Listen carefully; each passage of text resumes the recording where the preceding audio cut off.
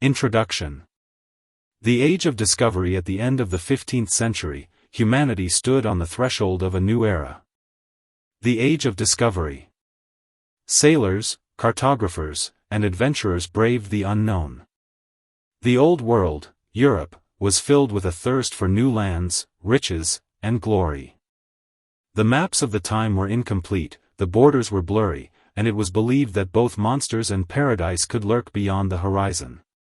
But it was at this time that the idea was born, to reach India by sea, circumnavigating the globe.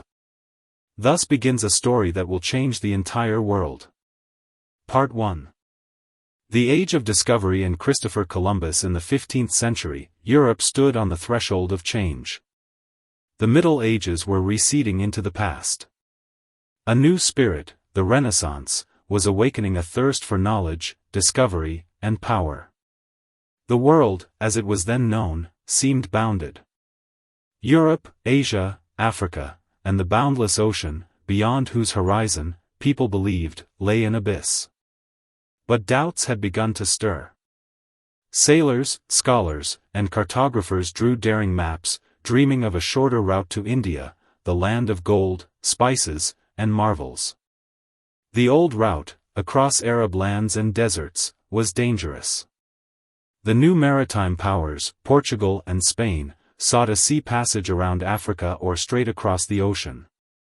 Christopher Columbus. Among the dreamers, one man stood out: Christopher Columbus, a mariner from Genoa, persistent, zealous, and obsessed with a single idea: to reach India by sailing west.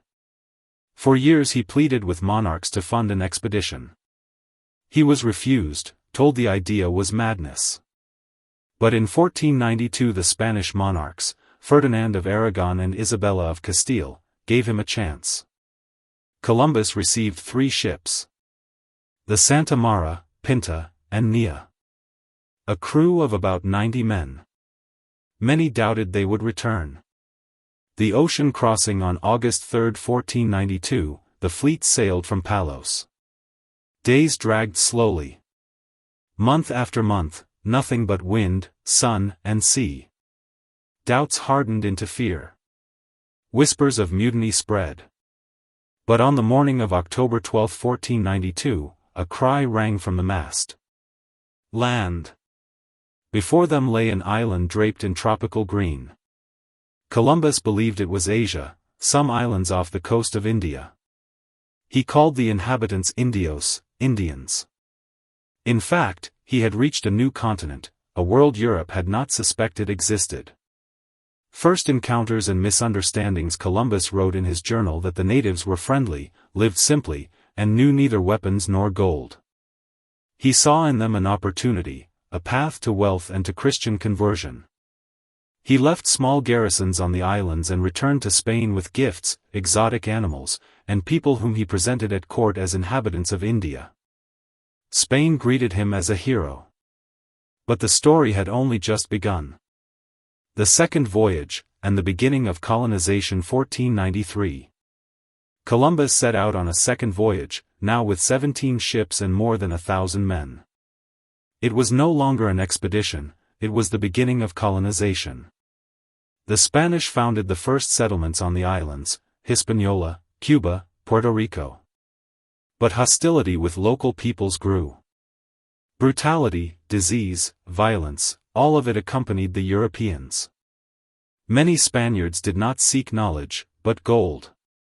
Columbus tried to hold order, but his authority waned, and in 1500 he was arrested and sent back to Spain in chains. He would die a few years later, never realizing he had not reached Asia, but a new continent. The echo of the discoveries Columbus' enterprise did not vanish. After him, ships from across the Mediterranean sailed toward the New World: sailors, monks, merchants, adventurers. They brought to Europe gold, sugar, maize, and tobacco, and to America, iron, horses, gunpowder, and disease. Smallpox, measles, and typhus killed millions of indigenous people. A continent that had lived in isolation for centuries collided within a decade with another civilization, and could not withstand the blow. The Great Exchange historians would later call it the Columbian Exchange, the greatest cultural and biological exchange in human history. From Europe to America came horses, cattle, sheep, wheat, sugarcane, and diseases. From America to Europe returned potatoes, maize, cocoa, tobacco, tomatoes, and turkeys. This exchange changed life on both continents forever. The partition of the world, the appearance of new lands raised a new question: who did they belong to? Spain and Portugal, the two maritime powers, appealed to the Pope to divide the world. In 1494 the Treaty of Tordesillas was signed. The world was split by an imaginary line running through the Atlantic. Everything to the east, to Portugal. Everything to the west, to Spain. This treaty would shape the continent's fate for centuries. Portugal would receive Brazil, and Spain, almost everything else. But Europe would not stop. Within a few decades the new continent would see soldiers, monks, and seekers of gold. They would bring with them faith, weapons, and greed. And a new era would begin, an era of conquest and colonies. This was the first chapter in the history of America's colonization, an age of discovery, daring, and mistakes. Next would come a time of fire and steel, when Europe would build an empire on the blood of ancient peoples. Part 2. The Spanish conquistadors and the conquest of the New World. After the great discoveries came the Age of Conquest. Europe now knew, beyond the ocean lay lands rich in gold, silver, and people. And Spain was first to turn Columbus' discoveries into an empire. Conquistadors, children of their age. The word conquistador means conqueror. These men were not knights or scholars. They were adventurers, former soldiers, mercenaries, priests, and fugitives. They were driven by the thirst for glory and gold, and also by faith. They were sure they carried the cross of Christianity into pagan lands. Each dreamed of becoming a new Columbus, to discover his own dominion and found his own kingdom.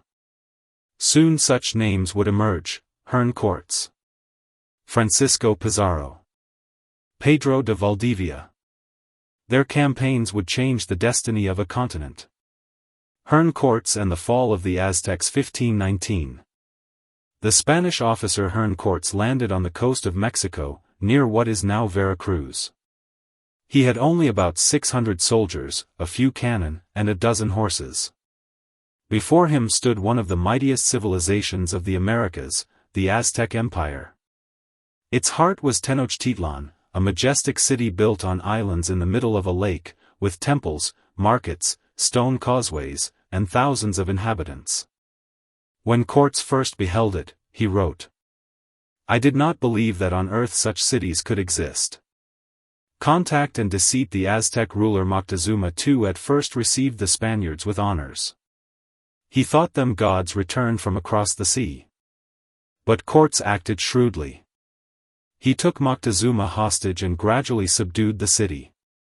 The Spaniards were astonished by Aztec wealth, gold, ornaments, cloth, temples, sacrifices. For them it was another world. But that world collapsed quickly. Brutality and European diseases sparked an uprising. In 1521 Tenochtitlan fell. On its ruins the Spaniards founded Mexico City, the new capital of Spanish Mexico. Thus began the history of New Spain, a vast colonial realm encompassing the lands of modern Mexico, Guatemala, Cuba, and even the Philippines. Disease and the people's catastrophe. The conquerors brought not only weapons, but unknown diseases. Smallpox wiped out up to 90% of the population of Mexico and Central America. Ancient civilizations, Maya, Toltecs, Mixtecs, disappeared or were absorbed into a new, colonial culture. For indigenous peoples, the Spaniards' arrival was the end of the world.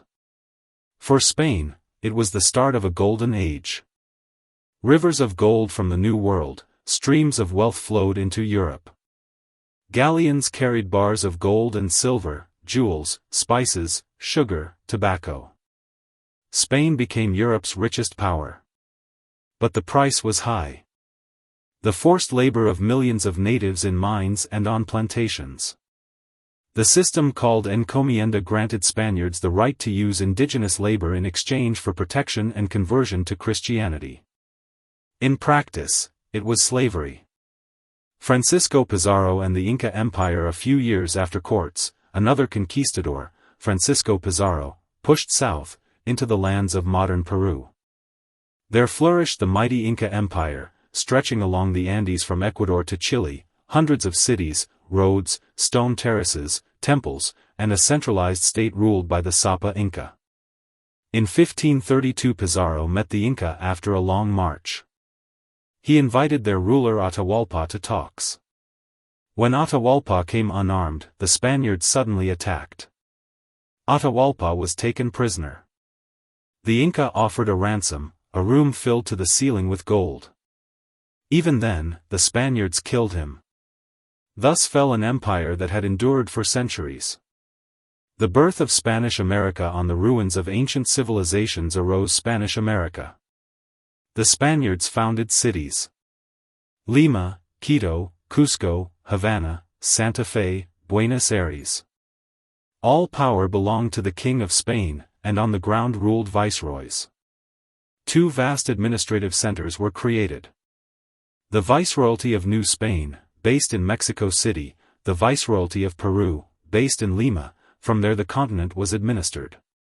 Missionaries built churches and monasteries, preaching the gospel in the languages of conquered peoples.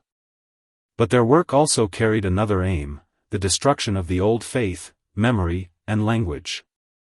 Portuguese Brazil. While Spain built an empire in the west, Portugal mastered the eastern part of South America, Brazil. In 1500 the Portuguese mariner Pedro Álvares Cabral claimed these lands for his crown. There were no golden empires like the Inca or Aztecs, but immense forests, fertile soils, and long coasts. The Portuguese established sugar plantations and later began transporting enslaved Africans to labor on those lands. So began another tragic chapter, the transatlantic slave trade. Slavery and the Black Triangle. From the 16th century the Black Triangle of trade took shape. From Europe, guns, cloth, alcohol to Africa, in exchange for captives from Africa, ships carrying people across the ocean to America, labor on plantations from America, sugar, tobacco, gold, back to Europe. Millions of Africans were taken by force. Many died on the way. Yet the system thrived. It became the backbone of the colonial economy. The rise of the empire and the start of its unraveling. By the mid-16th century Spain possessed most of South and Central America. Cities grew, Latin Mass echoed in churches, but beneath the surface anger simmered. Indigenous peoples were subjugated. Mestizos, the descendants of Spaniards and natives, began to feel alien both in Europe and in America. In time they would lead future revolutions, but for now Spanish rule seemed eternal. Conquest brought Europe gold and glory, but brought to the Americas slavery and ruin. The continent was changed forever. And now other flags would cross the ocean, French, English, Dutch. The struggle for the New World was only beginning. Part 3. The French, the English, and the birth of new colonies. While Spain and Portugal consolidated their holdings in South America, other European powers eyed the New World's wealth with envy. France, England, and the Netherlands would not be left aside. Their rulers saw gold pouring into Spain by the shipload, and Europe's harbors filling with goods from overseas. The new continent was not merely a geographic discovery, it became a source of power and influence. The first wave of northern expeditions by the early 16th century French and English ships were probing the North Atlantic coasts.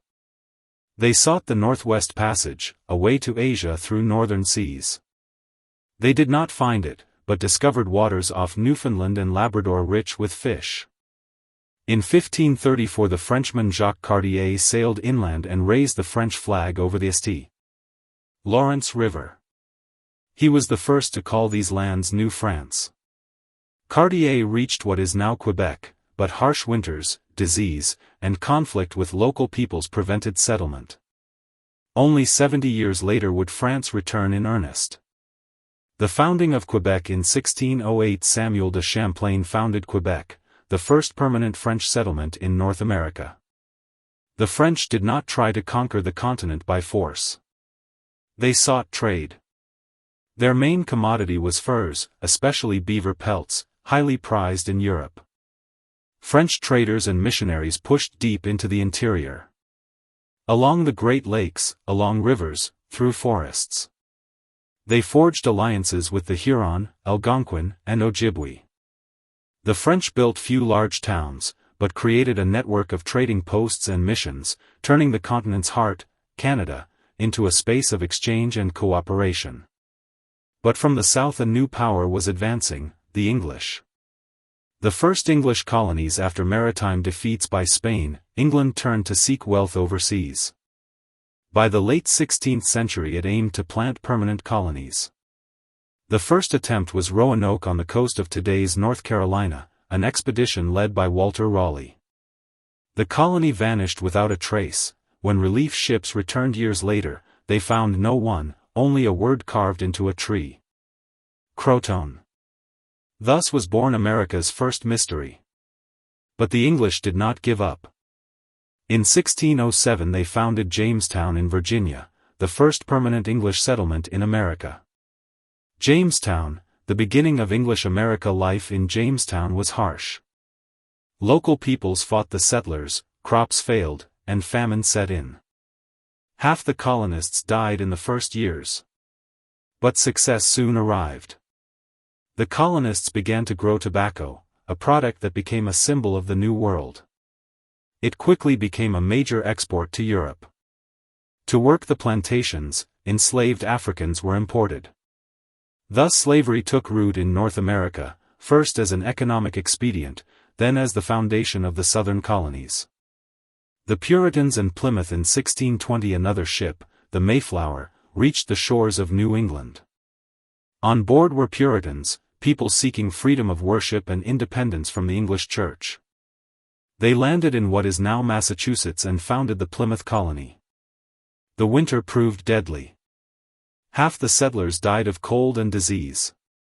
But the survivors made an alliance with the Wampanoag, and in 1621 held a joint harvest feast, the one later known as Thanksgiving. Thus was born a symbol of America's future, freedom, faith, and survival.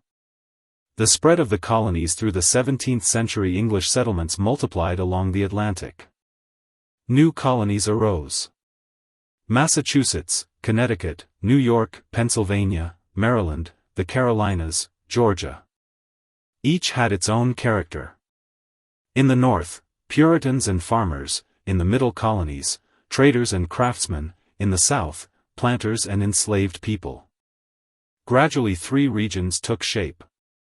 New England, marked by Puritan strictness, education, and free thought. The middle colonies, multi-ethnic, tolerant, commercial. The southern colonies, wealthy, but built on slave labor.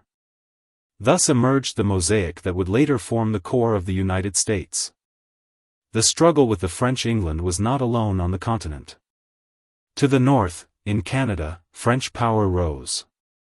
Their dominion stretched from the St. Lawrence to the Great Lakes and the Mississippi Valley.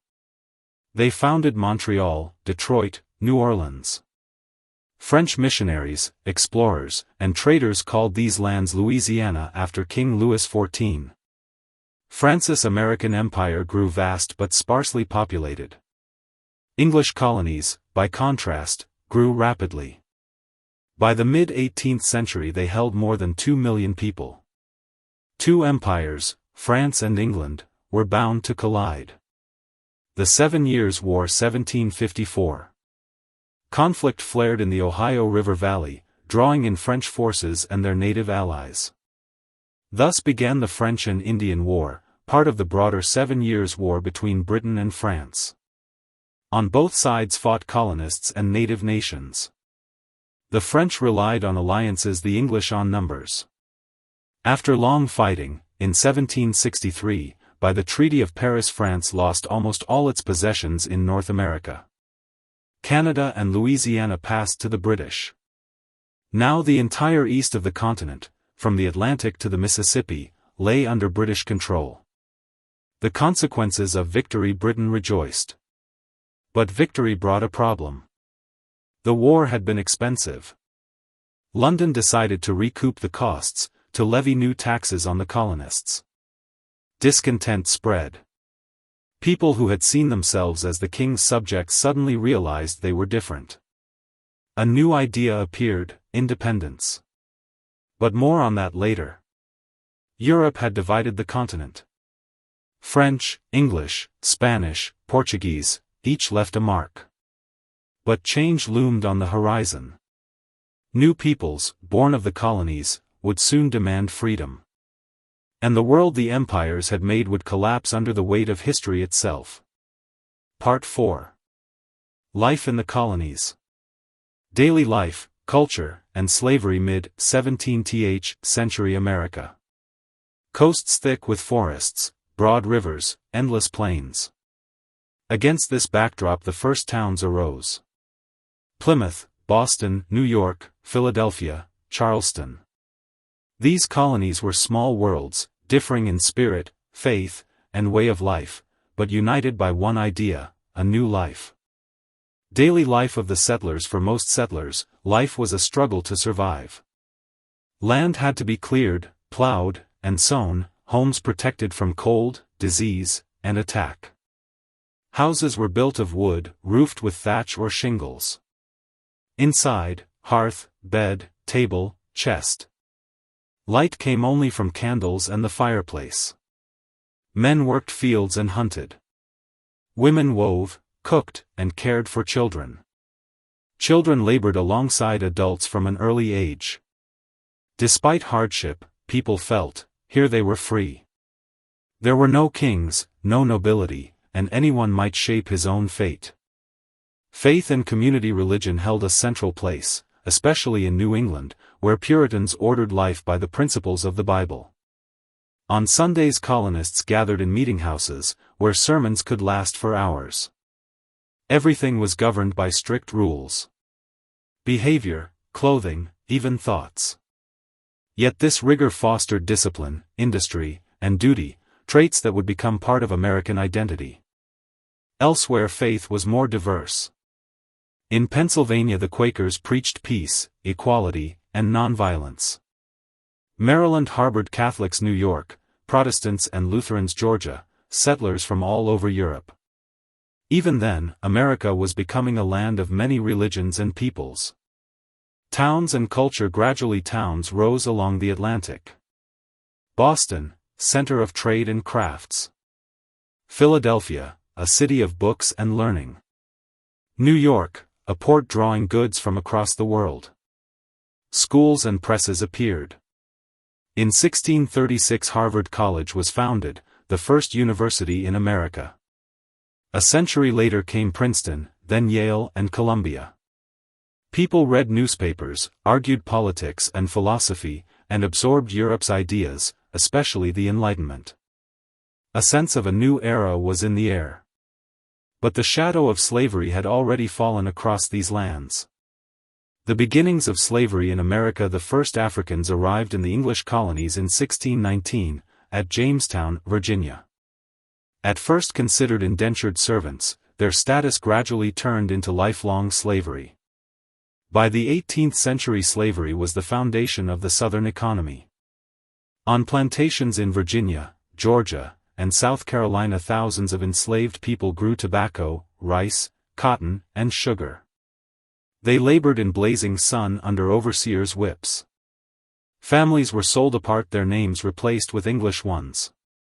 Women worked both in fields and households. Children were handed to masters.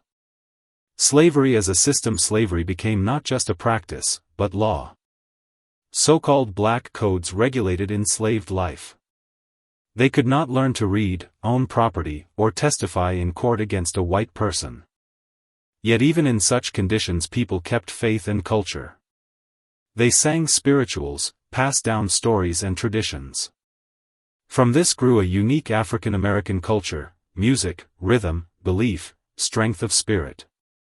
Slavery and morality. The northern colonies gradually turned from slavery. Their economies were different: crafts, trade, seafaring. Many Puritans and Quakers began to say slavery was a sin. The first abolitionists arose, people demanding slavery's end. But in the South, slaveholders argued otherwise. Slavery was the natural order, the foundation of prosperity and wealth. Thus two worlds formed within one society, Northern and Southern, free and slave. One day this conflict would tear the nation apart. Relations with native peoples. Nor were Africans the only victims of colonization. The indigenous peoples of the continent suffered from expansion and disease. Their lands were gradually taken, first by treaties, then by wars. Some nations resisted, others forged alliances, still others moved farther west. The 17th century saw dozens of wars. The Pequot War, King Philip's War. The Cherokee and Iroquois fought for their lands. Each colonial victory meant one more valley lost, one more river, one more fate. Growth of trade and connections. Despite all hardships, the colonies grew swiftly. Trade tied the Atlantic together. Ships from Boston and New York carried furs, fish, tobacco, and timber to Europe, and brought back cloth, tableware, books, and arms. America became part of the world economy, but in a dependent role. Taxes, laws, and commerce were controlled from London. Colonists began to realize. They labored, risked, and built, yet the profits sailed across the sea.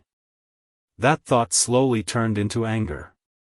The making of an American character out of a mixture of nationalities, faiths, languages, and fates. A new kind of person emerged, the American. Self-reliant, proud, stubborn. Accustomed to solving problems alone. He did not feel like a subject of a king, but the master of his own land. By the mid-18th century about 3 million people lived in the colonies. Most had been born not in England, but here, in America. These were no longer mere colonies. They were a new people. They did not yet know that conflict, revolution, and independence lay ahead. The colonial world would soon tremble. For now, America lived, grew, and prepared for the greatest trial in its history. Part 5. Empires, War, and the Birth of Independence. The 18th century. Europe's empires had reached their zenith. Spain held South America. France controlled Canada and Louisiana. England ruled the eastern seaboard of North America. On the surface, order, stability, prosperity. Beneath it, rising discontent. The colonial world was cracking. The 7 Years' War, a turning point in 1756. The 7 Years' War began, a global conflict between Britain and France that engulfed Europe, India, and America. In America it's known as the French and Indian War. The English colonies faced the French and their native allies.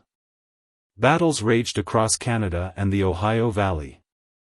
A young officer, George Washington, commanded for the first time. He learned, observed, suffered reverses, and drew lessons, the very ones that later led him to glory. After 7 years of fighting, Britain prevailed.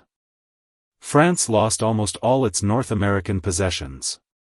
By the Treaty of Paris, 1763, Canada and Louisiana went to the British. The British Empire reached its apogee. But victory brought crisis. The cost of victory. War had drained the treasury. The king and parliament sought to recoup the money. The solution seemed simple: taxes. But whom to tax? The colonies. After all, the war had been fought for their defense, so London reasoned. The colonists thought otherwise. They had fought, died, and defended their homes, and now were to pay for it besides. Thus began the conflict between metropole and colonies that would soon grow into revolution. The first acts and outrage. In 1765 Parliament passed the Stamp Act. Every document, newspaper, or contract needed a special stamp, purchased through a tax. The colonists answered with an outcry. For the first time, a slogan rang out. No taxation without representation.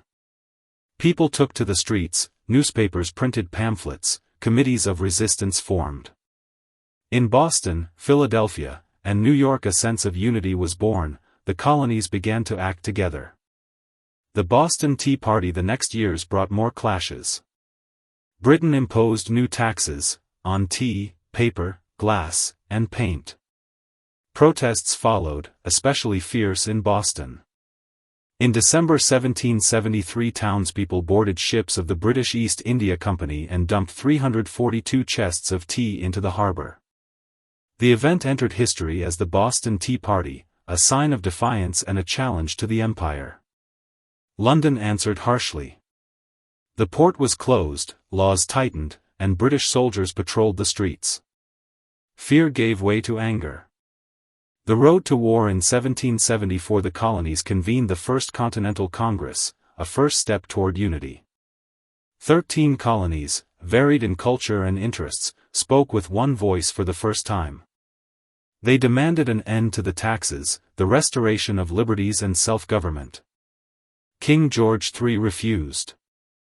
In April 1775, at the town of Lexington, colonial militia exchanged fire with British troops. War had begun. The Continental Congress in Washington the colonies assembled the Second Continental Congress, created their own army, and appointed George Washington commander-in-chief. He accepted command without pay, pledging to serve for the sake of liberty. The first battles were hard. Boston, New York, and Philadelphia changed hands more than once. But the colonists did not yield. The Declaration of Independence on July 4, 1776, Congress adopted the Declaration of Independence, written chiefly by Thomas Jefferson. Its words became the symbol of a new era. We hold these truths to be self-evident, that all men are created equal, that they are endowed by their Creator with certain unalienable rights, that among these are life, liberty, and the pursuit of happiness. On that day a new nation was born, the United States of America. The war for independence. The war lasted 8 long years. On the British side, regular army and navy. On the colonial side, volunteers, farmers, craftsmen. But the colonists fought for their own land, and allies joined them, especially France, eager to avenge earlier defeats. In 1781 at Yorktown, the British army under Cornwallis surrendered to Washington. In 1783 the Treaty of Paris was signed. Britain recognized U.S. independence. The birth of a new world. The war ended. But now a nation had to be built. The colonies became states, bound by a common constitution. A government arose based not on a monarch's will, but on law. Thus emerged the first large modern republic. It became an example for the world. The echo of independence. American victory inspired other continents. Revolution erupted in France, and in Latin America uprisings began against Spain. The world entered a new era, an era of liberty and national self-consciousness. The colonial order 3 centuries in the making began to crumble. But freedom is not the end of history, it is the start of new responsibility. America had won independence, but along with it inherited slavery, inequality, and the pain of conquered peoples. The road to true liberty had only just begun. 3 centuries of colonization ended in the birth of a new nation. Out of dust and blood, faith and labor, there arose a country that would one day become a symbol of the world's dreams. Part 6. South America, the fall of empires, and the legacy of colonization. By the late 18th century the colonial world was no longer what it had been 2 centuries before. Spanish and Portuguese rule was weakening. On a continent once dominated by conquistadors grew cities, universities, newspapers, and ideas of freedom. America no longer wished to be a colony. Europe's shadow and the seeds of revolution. From Europe came new ideas, liberty, equality, fraternity. The French Revolution of 1789 shook the world. And the example of the United States showed that a people could win freedom and build its own state. In Latin America these ideas found fertile ground. Here millions, mestizos, Creoles, indigenous peoples, Africans, lived under the power of a king they had never seen. Spain's weakening empire. By the early 19th century, Spain was no longer the power it had been in the days of Cortes and Pizarro. Its economy had faltered, royal authority was shaken, armies were stretched thin. In 1808 Napoleon's France invaded Spain. King Ferdinand VII lost his throne. And the colonies, left without a clear ruler, moved to act on their own. The first independence movements in 1810, across Latin American cities, the first uprisings began. In Buenos Aires, Caracas, Mexico City, Bogotá, local juntas were formed, provisional governments that declared they ruled in the king's name while he is captive. In truth, they were first steps toward independence. Sim Bolívar, the liberator. Among the leaders, one name stood out: Sim Bolívar. Born to a wealthy Creole family in Caracas, educated in Europe, witness to the French Revolution, he was inspired by the ideals of freedom and republicanism. Returning to South America, he swore an oath on Mount Monte Sacro. "I will not rest until America is free." It became the work of his life. The Wars of Independence. In 1811 Venezuela first proclaimed independence. Years of war followed. Spanish forces tried to reimpose control. Bolívar, at times a fugitive and in exile, returned again and again. He gathered armies of mestizos, enslaved people, and indigenous allies. He fought in mountains, jungles, and deserts. His campaigns were feats of courage. Across the Andes, over passes 5,000 meters high, he led an army to freedom. In 1819 he liberated New Granada, now Colombia, in 1821, Venezuela, in 1822, Ecuador. His forces joined with those of another hero, José de San Martin, the liberator of Argentina and Chile. Together they achieved the impossible, they freed almost an entire continent. New republics. By 1825 Spain's empire lay in ruins. New states arose. Venezuela, Colombia, Peru, Chile, Argentina, Mexico, Bolivia. Each followed its own path, struggling not only with enemies but with chaos, civil strife, and poverty. Bolívar dreamed of uniting South America into a single state, Gran Colombia. His dream did not come to pass. In 1830 he died, weary and disillusioned, but forever remembered as El Libertador, the liberator.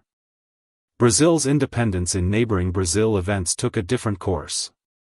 Portugal too was weakened. During the Napoleonic Wars its king fled to Rio de Janeiro, which became the new capital of the Portuguese Empire. When the monarch returned to Europe, his son, the Portuguese Prince Pedro, refused to leave Brazil.